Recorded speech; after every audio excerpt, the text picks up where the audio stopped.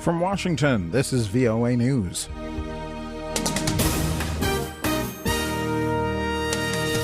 U.S. drops a new round of bombs over Iraq. The Mideast ceasefire comes to an end. I'm Vincent Bruce reporting from Washington. The United States military has launched a second round of airstrikes in northwestern Iraq using drones and fighter jets. A Pentagon spokesman said remotely piloted aircraft struck Islamic State militants near Irbil Friday. He said fighter planes later dropped 8 bombs on vehicles and a mortar position in the area. Earlier Friday, the U.S. military dropped 250-kilogram laser-guided bombs on an artillery unit that was shelling Kurdish forces defending Irbil.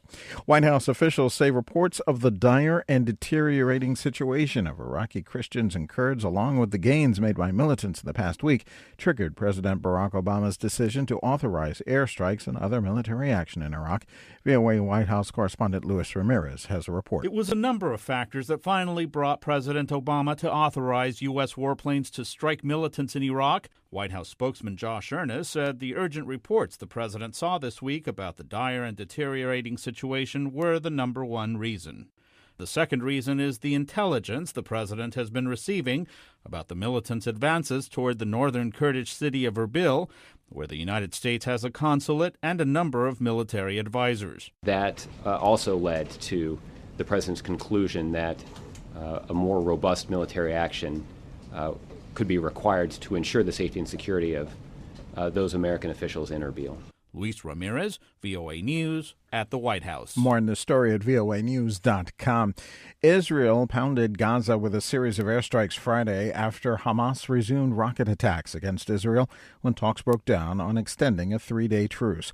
The latest fighting killed at least 5 Palestinians and injured 2 Israelis.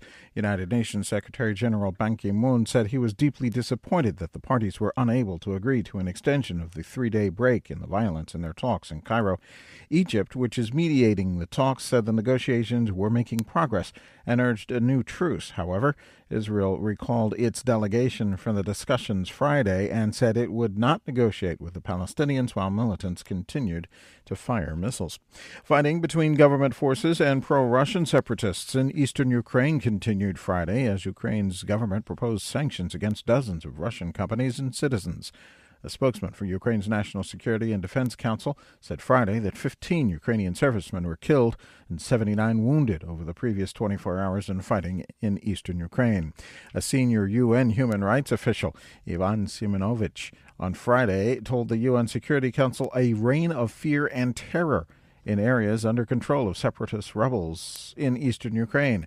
From the United Nations, VOA's Margaret Bashir has more. Assistant Secretary General for Human Rights Simonovich said that since April, the Ukrainian government has recorded over 900 abductions by armed groups. Abducted individuals have been used as an exchange currency to free members of armed groups detained by the government. Speaking to the council via video link from Croatia, Simonovich said that since Ukrainian authorities began regaining control over some areas in the east, many hostages have been freed or released. But he said that more than 450 people are still missing. Russian envoy Vitaly Churkin criticized the report as an example of exquisite political rhetoric, where facts and conclusions are shaped to fit certain political requirements. Margaret Bashir, VOA News, the United Nations. Nigerian President Goodluck Jonathan Friday declared a national emergency over the Ebola outbreak and approved nearly $12 million of emergency funds to contain the outbreak, which has led to 2 deaths in the commercial capital, Lagos. Earlier Friday in Geneva, World Health Organization Director Dr. Margaret Chan declared the outbreak an international health emergency that requires an extraordinary response to stop its spread. Rival Afghan presidential candidates have agreed to end their election dispute and begin working towards a national unity government.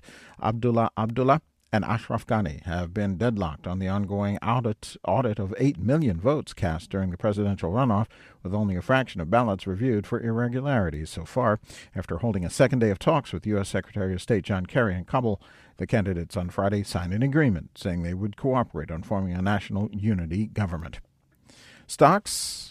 The S&P and Dow both posted their best day since March on Friday. I'm Vincent Bruce in Washington. That's the latest world news from VOA.